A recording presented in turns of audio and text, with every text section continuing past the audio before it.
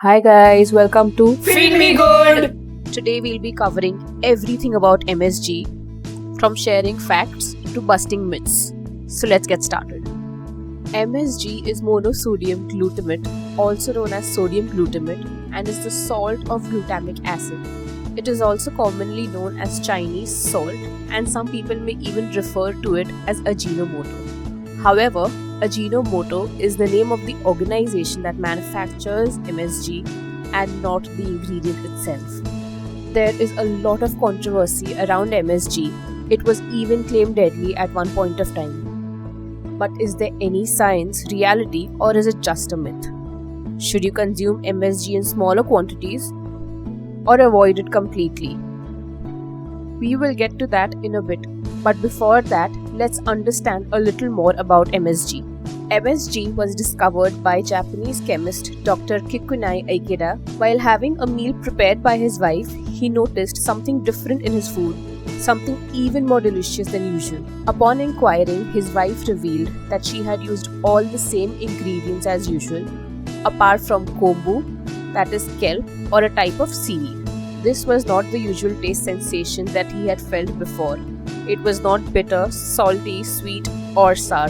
It was something completely different. And that is when he discovered the fifth sensation, umami. Umami is a Japanese word which translates to a pleasant savory taste that is tingled by MSG. Dr. Ikeda created a concentrated form of MSG and patented it under the name Ajinomoto, through which it was widely marketed. The controversy around MSG started in 1968 when Dr. Ho Man Kwok wrote a letter to the New England Journal of Medicine stating that whenever he ate Chinese in a restaurant, he felt numbness at the back of his neck, arms, and back, along with general weakness and heart palpitations. Well, this blew up and a lot other claims started coming forward, making MSG the villain that it is today. People started referring to this as the Chinese restaurant syndrome. Newspapers, magazine articles, books, etc. even went forward to call MSG a taste that kills, slow poison, and whatnot. To understand the ill effects of MSG, lab tests were run on mice and even humans.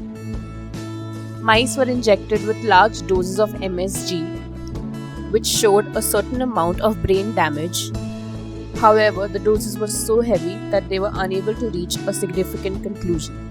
As far as human trials were concerned, people did not have any reaction if they were not aware that they were consuming MSG. So now for the million-dollar question. Is MSG safe for human consumption? The answer to that would be yes and no. This means that in the right quantity, MSG will not cause any harm to most people. However, just like refined salt or refined sugar, overconsumption may lead to ill effects in the long run. A dose of lesser than 3 mg is usually considered safe.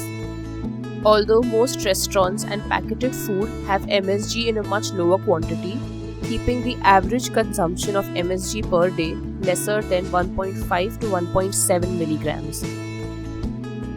MSG is also present in a lot of natural foods like tomatoes, aged cheese, meat, onions, mushrooms, so on and so forth. Therefore, it is practically impossible to avoid MSG.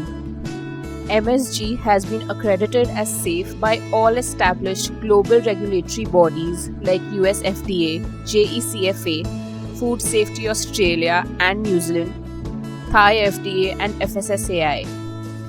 As far as the symptoms are concerned, it is due to the nocebo effect, which means we feel sluggish or ill post-Chinese consumption at times because we believe it will make us ill.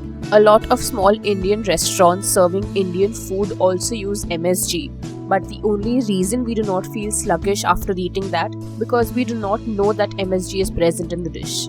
All in all, a little MSG will cause no damage, so there is no reason to avoid Chinese, MSG, or even foods that contain a bit of MSG unless you are sensitive. Do you avoid MSG completely or consume it at times? Let us know in the comment section below. Also, if you found this video helpful, leave a thumbs up and stay tuned for more amazing content.